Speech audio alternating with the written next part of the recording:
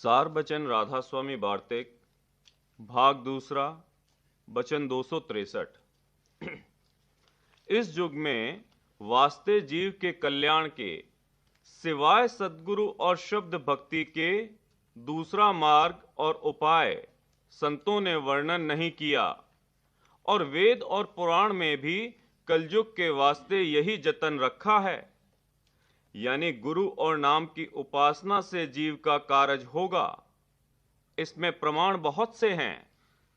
मूर्ति पूजा, तीर्थ, व्रत, जप, तप, होम, यज्ञ, आचार और जाति वर्ण के कर्म और क्रिया योग यानी हठ योग और अष्टांग योग, ये सब पिछले युगों के धर्म हैं।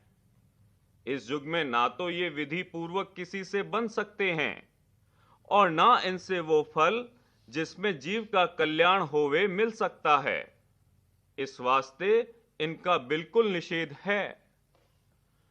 जो जीव की मन की हट से इन कर्मों को करते हैं, उनकी हालत गौर करके देख लो कि पहले तो उनसे ये कर्म जैसे कि चाहिए बनते ही नहीं हैं, और जो कुछ ऊपरी अंग उनके करते नजर आते हैं सो उस करनी से और अहंकार पैदा होता है, और बजाय अंतःकरण की शुद्धि के इस करनी से और पाप और मलिनता बढ़ती है। इस वास्ते मुनासिब है कि जीव धोखे में ना पचें और इन कर्मों में अपने तन, मन और धन को वृथा खर्च ना करें। और जो लोग कि इन कर्मों का उपदेश करते हैं, गौर करके देखो कि वे या तो रोजगारी हैं या अहंकारी, और अपनी जीविका या मान बढ़ाई के निमित्त उपदेश करते हैं। जीव के कारज का उनको बिल्कुल ख्याल नहीं है। इस वास्ते उनका कहना नहीं मानना चाहिए। इसमें भी संतों के बहुत प्रमाण हैं, जिनसे साफ जाहिर है कि कलयुग में इन कामों के वास्ते बिल्कुल हुक्म नहीं है, और जो कि हुक्म नहीं मानते वो या तो संसारी या रोजगारी या अहंकारी हैं, सो उनके वास्ते ये उपदेश भी नहीं है।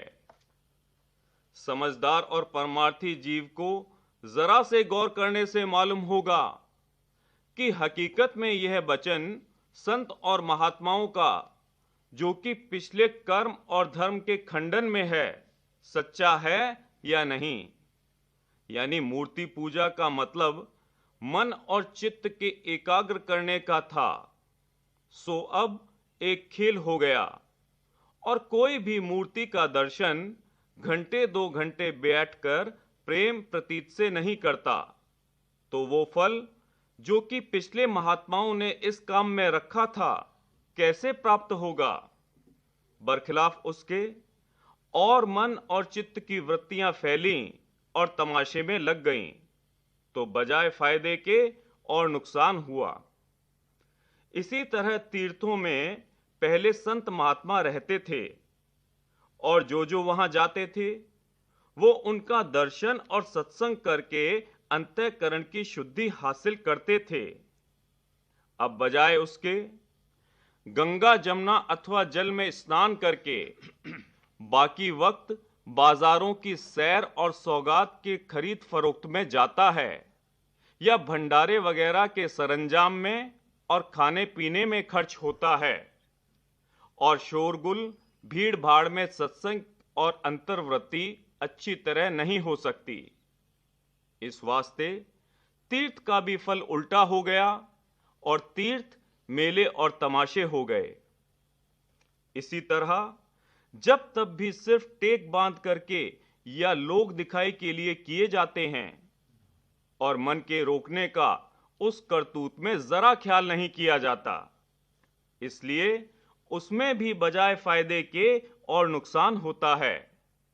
क्योंकि बरसों जप करके गुजर जाते हैं, और जो हाल देखा जावे तो सिवाय इसके कि संसार की वासना और ज्यादा हुई, कोई परमार्थी अंग की तरक्की नजर नहीं आती। और जो जीव की प्रेमी और भोले हैं, वो भी रोजगारी और संसारियों के संग में अपना प्रेम खो बैठते हैं और मुफ्त अपना वक्त इन निष्फल कर्मों में खोते हैं। और क्रिया योग और अष्टांग योग का ये समय नहीं है।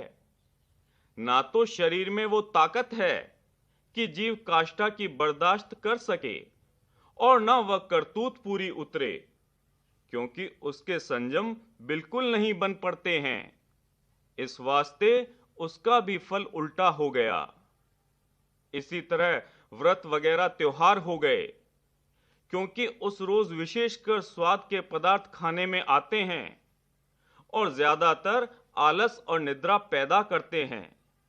भजन बंदगी का कुछ जिक्र भी नहीं होता है और अहंकार इन कर्मों का निहायत बढ़ता है, जो कि कुल पापों का मूल पाप है। इसी तरह और सब कर्मों का हाल भी देख लो और मन में विचार कर समझ लो कि अब इस वक्त में इन कर्मों के करने से परमार्थ का फल कुछ भी नहीं मिलता है, बल्कि मन और चित्त को ज्यादा मैला और अहंकारी करते हैं। और बाजे जीव ज्ञान की पोथियां, जिनको वेदांत शास्त्र का अंग बताते हैं, पढ़ते हैं और पढ़कर उनका मनन करके अपने तय ज्ञानी और ब्रह्म स्वरूप मानते हैं। इन सब में बड़ा विकार का मार्ग इस वक्त में प्रकट हुआ है। पहले तो ये कि जो ज्ञान आजकल फैल रहा है वो वेदांत मत के मुआफिक नहीं है। वेदांत मत जब सही होवे कि उसके सर्व अंग पूरे होवें, यानी पहले कर्म और उपासना करके 4 साधन हासिल करे, तब ज्ञान का अधिकारी होवे। सो देखने में आता है कि ज्ञान के ग्रंथ जो अब जारी हुए हैं उनमें कर्म और उपासना का कुछ जिक्र भी नहीं है और ना आजकल के ज्ञानी कुछ कर्म और उपासना करते हैं। फिर उनको ज्ञान किस तरह और कहां से हासिल हो सकता है? उनका वचन है कि ज्ञान के ग्रंथ पढ़ना और उनका विचार और मनन करना यही कर्म और उपासना है। तो क्या व्यास और वशिष्ठ और पिछले ज्ञानी जो कि योग करके ज्ञान के पद को प्राप्त हुए नादान थे कि नाहक उन्होंने अपना वक्त खराब किया और मेहनतें उठाई? ऐसा ज्ञान जो कि आजकल जारी है निहायत आसान, हर किसी को चंद रोज में हासिल हो सकता है, क्योंकि 2-4 ग्रंथों का पढ़ना और समझना यही साधन और यही सिद्धांत है और मन के निर्मल और निश्चल करने की कुछ जरूरत नहीं। फिर ज्ञानी और अज्ञानी में क्या भेद हुआ? सिर्फ इतना कि वो ज्ञान की बातें जबान से कहता है पर बर्ताव में दोनों बराबर हैं। तो बातों से जीव का उद्धार नहीं हो सकता है, क्योंकि जबान के कहने से जड़ चेतन की गांठ, जो कि हमेशा से योग करके खुलती रही है, हरगिज नहीं खुलेगी।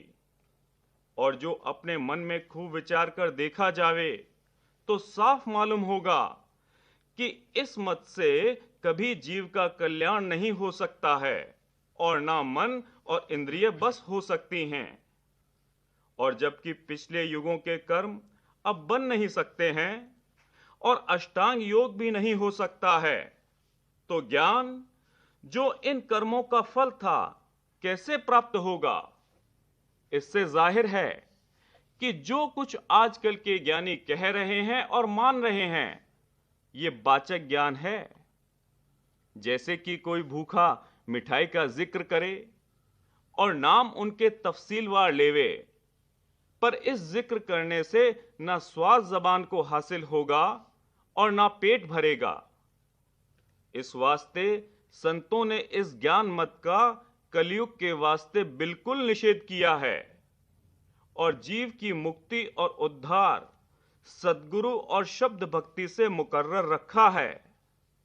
और अहंकारी और विद्यावान और रोजगारी इस पर तर्क करेंगे और इसको सुनकर नाराज होंगे, और जो जीव सच्चे परमार्थी हैं इस वचन को गौर करके समझेंगे और मानेंगे।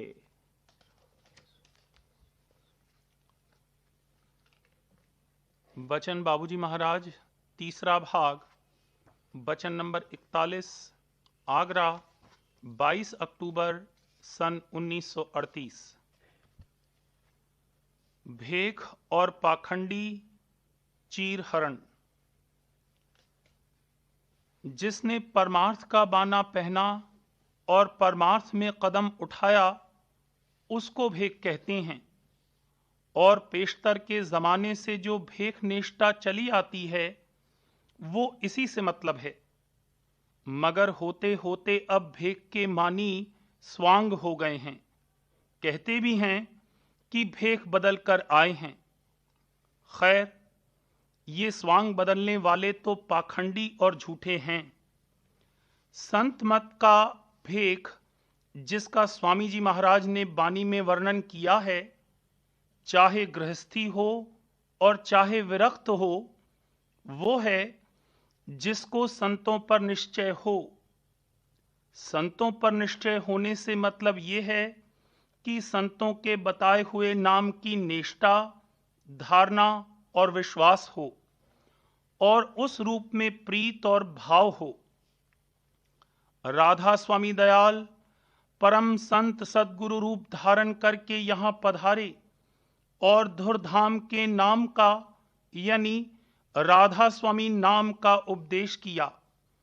इसलिए संत मत, जो अब केवल राधा स्वामी मत है, उसके अनुसार भेख उसको कहते हैं जिसने राधा स्वामी नाम की धारणा की है, वक्त के संत सद्गुरु में भाव और प्रीत है, और उनसे उपदेश लेकर सुरत शब्द मार्ग की कमाई करता है।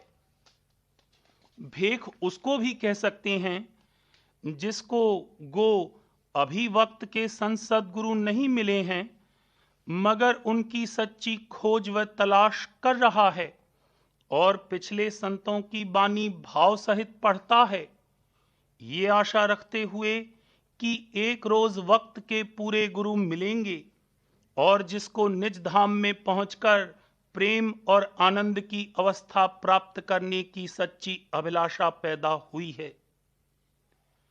जो शख्स सिर्फ रंगे हुए कपड़े पहनकर घर बार छोड़कर निकल पड़ता है, उसका नाम भेख नहीं है, वो पाखंडी है। घर बार छोड़ने की कई वजह होती हैं। घर में जोरू या लड़के या किसी से लड़ाई झगड़ा हो गया, या धन की हानि हो गई, या बेआबरू हो गया, या कोई भारी सदमा पहुंचा, या किसी मुसीबत ने आ घेरा, या इसी किस्म का कोई ऐसा वाकया हुआ कि इस्तकलाल व एतदाल तबा नहीं रख सका और घर बार छोड़कर चल पड़ा। आलस और सुस्ती ने घेरा तो घर छोड़ दिया कि चलो मुफ्त में खाना कपड़ा मिलेगा और कोई काम नहीं करना पड़ेगा। परमार्थ और मालिक से मिलने की चाह और विरह पैदा हुई हो और खोज व तलाश में किसी ने घर बार छोड़ा हो, ऐसा शख्स मुश्किल से मिलेगा। शाज नाज कभी कोई परमार्थ के लिए ऐसा करता है, मगर उसमें दिक्कत यह है कि जो थोड़ी सी चाह और विरह होती है, वो झूठे और पाखंडियों के साथ गंवा बैठता है। यानी देखने में आता है कि घर से निकलकर ऐसी वैसी सोहबत में पड़कर नशेबाज हो जाता है, या आलस और सुस्ती की आदत पड़ जाती है, या पाखंड की ऊट पटांग कार्रवाई करने लगता है। कहने का मुद्दा ये कि इस किस्म के लोग बाहर से दिखावा और बाना तो परमार्थियों का इख्तियार कर लेते हैं, मगर उनको परमार्थ की चाह जरा भी नहीं होती, बल्कि पाखंड से भरे हुए होते हैं। उनका नाम संत मत के अनुसार भेख नहीं हो सकता, वो पाखंडी हैं। मगर दुनिया ऐसी अंधी है कि उन्हीं पाखंडियों को पूजती है और उनको बड़ा परमार्थी समझती है। आलस और सुस्ती के मारे वे लोग दुनिया में ही पित्ता मारकर कोई काम नहीं कर सकते, तो भला परमार्थ में उनका क्या पित्ता मरेगा। और बहुत से लोग ऐसे हैं और बहुत से लोग ऐसे आए हैं और आते हैं जिनके पास खाने का ठिकाना नहीं। उनको नौकरी दी गई या दिलाई गई, मगर पित्ता मारकर काम नहीं करते। चाहते हैं कि साधु क्लास में भर्ती कर लिए जावें और खाना कपड़ा मिला करे। दूसरे उस किस्म के लोग हैं जिनको अपनी प्रतिष्ठा और मान बढ़ाई की ख्वाहिश है और बाबा जी बनकर 10-5 आदमियों को घेर कर अपनी पूजा कराते हैं और इस तरह मुफ्त में खाना और कपड़ा हासिल करते हैं। पाखंडियों के ये सब लक्षण बानी में वर्णन किए गए हैं। भेख और स्वांग बनाए हुए जो शख्स उपदेश लेने को आते हैं, उनको अक्सर उपदेश देने से इनकार कर दिया जाता है और बड़ा हिचकना पड़ता है, क्योंकि उनको परमार्थ और जीव के कल्याण की चाह नहीं होती और पित्ता मारकर सत्संग नहीं कर सकते। कई तो ऐसे आए जिन्होंने कहा कि हमको अब परमार्थ ही कमाना है और कुछ नहीं चाहते हैं। खैर, उनको उपदेश भी दे दिया गया। 1-2 दिन बाद ये कहकर चले गए कि अपने घर पर सब कारोबार समेटकर जल्द वापस आते हैं और फिर सत्संग करेंगे। बरसों हो गए, लौट कर नहीं आए, लापता हैं। कई ऐसे आते हैं कि उपदेश लिया, 1-2 रोज सत्संग किया और भाग गए और कहीं जाकर अपना झंडा खड़ा किया और कथा वगैरह की तरह उपदेश की बातें सुनाने लगे। ये सब पाखंडी हैं। इनको परमार्थ से कुछ मतलब नहीं, अपना रोजगार चलाते हैं। अव्वल तो वो खुद ही परमार्थ के भेद और मर्म से नावाकिफ हैं। दूसरे, वो कभी किसी को तोड़ फोड़ कर साफ साफ नहीं कह सकते हैं, क्योंकि उनको हमेशा इस बात का डर रहता है कि हमारे पास आने जाने वाले लोग नाराज और नाखुश न हो जावें। उनके राजी और खुश रहने में तो उनका रोजगार चलता है। अपने सेवकों की बड़ी दिलदारी करते हैं और बड़ा उनका मन रखते हैं। वैसे ये बात ठीक है कि जहां तक हो सके सबकी दिलदारी करना और सबका मन रखना अच्छा है, किसी का दिल नहीं दुखाना चाहिए। लेकिन परमार्थ और जीव के कल्याण के मामले में साफ साफ और सत्य सत्य बात न कहना और अपना मतलब पूरा करने के लिए अपने सेवकों की नाराजगी का ख्याल करके असली बात को छिपा लेना और गोलमाल करके बात बनाना धोखा देना है और इसके बराबर कोई पाप नहीं है।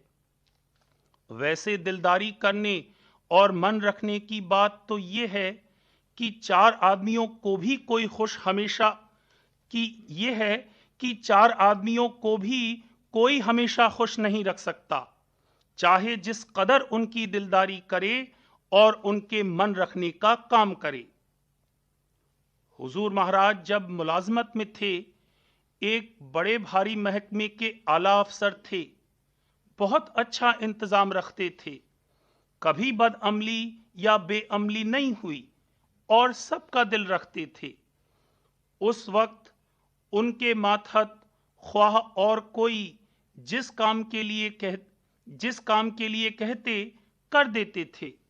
फरमाते थे कि जब मुझसे कोई शख्स किसी काम के लिए कहता है, तो जब तक मैं उसका वो काम न कर दूं, मेरा दिल दुखी रहता है। अंतर में कोमल चित्त होकर और दया भाव से सबका मन रखना और दिलदारी करना और बात है, और अपना मतलब निकालने के लिए बात बनाना और बात है। हर एक इंसान के चित्त में वो कोमलता और दया भाव नहीं हो सकता जो समर्थ पुरुष के हृदय में होता है। उनके दिलदारी करने और मन रखने में जीवों पर दया है। पेशतर के वक्त में संतों को अपना मत चलाने के लिए लोगों की दिलदारी भी करनी पड़ी थी। स्वामी जी महाराज जब पधारे थे, तो सिवा 1-2 के राधा स्वामी नाम की धारणा करने वाला कौन था? अगर दिलदारी न करते तो सत्संग कैसे खड़ा होता? सत्संग कायम करने के लिए उन्होंने सब कुछ किया। जब कुछ सत्संग खड़ा हो गया और लोग जमा हो गए, तब उन्होंने छटौनी भी की। संत नहीं चाहते कि उनके यहां झूठों की भीड़-भाड़ हो, बराबर छटौनी करते रहते हैं। वैसे दुनिया की रीत के मुआफिक संत सबका मन रखते हैं और छोटे बड़े के लिहाज से सबको आदर भी देते हैं, मगर उनको इस बात की कुछ भी परवाह नहीं है कि उनके सत्संग में छोटे और मामूली आदमी आते हैं या बड़े आदमी हुकूमत व ओहदे वाले आते हैं, जिनकी दुनिया में बड़ी प्रतिष्ठा है। चाहे छोटा हो और चाहे बड़ा आदमी हो, किसी वक्त फटकार देंगे और तोड़ फोड़ कर साफ साफ जवाब दे देंगे। चाहे राजी हो, चाहे नाराज हो, चाहे ठहरे, चाहे जाए, उनको किसी की परवाह नहीं है। जिसको परमार्थ की सच्ची चाह होगी, वो उनके यहां ठहरेगा और उसी को उनका सत्संग सुहाएगा। जिसको उनके बताए हुए नाम पर विश्वास, भाव और प्रीत नहीं है, वो अभक्त, कपटी और कुटिल है। जो बाहर में बहुत बातें बनाता है, सेवा भी करता है और परमार्थ की रीत में भी बरतता है, मगर अंतर से जिसको राधा स्वामी नाम और उनका संग प्रिय नहीं लगता और नहीं सुहाता, कभी उनके संग में हुलसित और प्रफुल्लित नहीं होता, हमेशा उदास और रूखा फीका रहता है, कभी उनको नहीं पतीजता, हमेशा यही सोचता है कि इनके हाथ में मेरा नुकसान होगा, वो कपटी, कुटिल और पाखंडी है। जैसे कसाई एक हाथ में रस्सी पकड़े हुए और दूसरे में छुरा लिए हुए गाय को कसाई खाने में ले जाता है और गाय उसको कभी नहीं पतीज सकती कि वो मुझे मारेगा नहीं, या बहेलिए के हाथ में कबूतर उसको नहीं पतीज सकता, उसी तरह से जो शख्स संतों को नहीं पतीजता और हमेशा उनसे डरा करता है, वो कपटी, कुटिल और अभक्त है। मगर जिसको उन्होंने अपने सत्संग में खींचा है, उसको छोड़ेंगे नहीं, चाहे कैसा ही कपटी और कुटिल क्यों न हो। एक दिन उसको भक्त बना देंगे और उसकी निगाह में वो तब्दीली कर देंगे कि जैसे चकोर चंद्रमा को देखता है, उस प्यार की नजर से उनको देखने लगे, या जैसे मछली को नीर का आधार होता है और जल उसको प्रिय लगता और सुहाता है, उस तरह से वो उसको सुहाने लगेंगे। यही करामात और मौजज़ा है। करामात इसका नाम नहीं है कि किसी ने कहा कि मेरे बेटा नहीं है, मुझे बेटा दिला दीजिए, या मेरे पास धन नहीं है, मुझे धन दिला दीजिए, और उसको दिला दिया गया। करामात इसको कहते हैं कि कपटी, कुटिल और अभक्त को भक्त बना दें, और जो शख्स अंतर के अभ्यास में बैठ नहीं सकता या बैठते ही अकुलाहट और घबराहट होती है, उस शख्स को अंतर्मुख अभ्यास में रस आने लगे। वो इसके एक एक करके सब कपट निकालेंगे। एक कपट निकला, फिर दूसरा निकालेंगे, फिर तीसरा निकालेंगे। इस तरह से करते करते इसके सब कपट यानी पर्दे उतरकर इसको नग्न करके छड़ा कर देंगे और इसका असली व सत्य रूप निकाल देंगे। जब छड़ा और अकेला होगा, तब उनका संग कर सकेगा और उसको संग सुहाएगा। हरण कहते हैं, कृष्ण महाराज गोपियों के वस्त्र उतारकर उनको नंगी करके कदम के पेड़ पर जा बैठते थे। इसके असली मानी क्या हैं, इससे लोग नावाकिफ हैं। तीसरे तिल यानी छठे चक्र पर कदम का पेड़ है। वहां जाकर बैठने से पिंड के सब कपट दूर हो जावेंगे और नग्न रूप निकल आवेगा। इसी को इस कड़ी में बयान किया गया है। अंबर चीर पितांबर जोड़े, भेंट किए मैंने हाथी घोड़े। यानी सत्य देश से उतार होते वक्त जो खोल मन और माया के सुरत पर चढ़ते गए वो सब चीर हैं, और सद्गुरु उनको एक के बाद एक सब उतार लेंगे। यही उनकी असली चीरहरण लीला है। तब उनके और सूरत के दरमियान कोई पर्दा बाकी नहीं रह जावेगा और जीव का असली रूप बरामद हो जावेगा। इसको चाहिए कि अपने कपट खोल खोल कर निकाले और दूर हटावे। अपनी फिक्र करे, दुनिया की फिक्र छोड़े। दुनिया को सुधारने की कोशिश न करे। कलयुग में कलयुग का प्रभाव रहेगा। कलयुग में सतयुग की हालत नहीं आ सकती। एक तो वक्त के गुजरने के हिसाब से जो सूरत के उतार में फर्क आया है उसके लिहाज से, और दूसरे यके बाद दीगरे रद्दो बदल होते होते अब जो हालत पहुंच गई है उसके लिहाज से मलिनता और चंचलता रहेगी।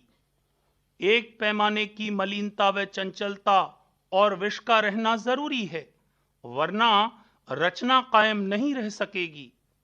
जिस चीज में पृथ्वी तत्व होगा वही तो पृथ्वी पर ठहरेगी। अगर जल तत्व के रूप में आ जावे तो हिलने डुलने लगेगी, और वायु रूप में आ जावे तो जमीन पर नहीं ठहर सकती, ऊपर उड़ने लगेगी, और आकाश रूप में होने पर आकाश में समा जावेगी।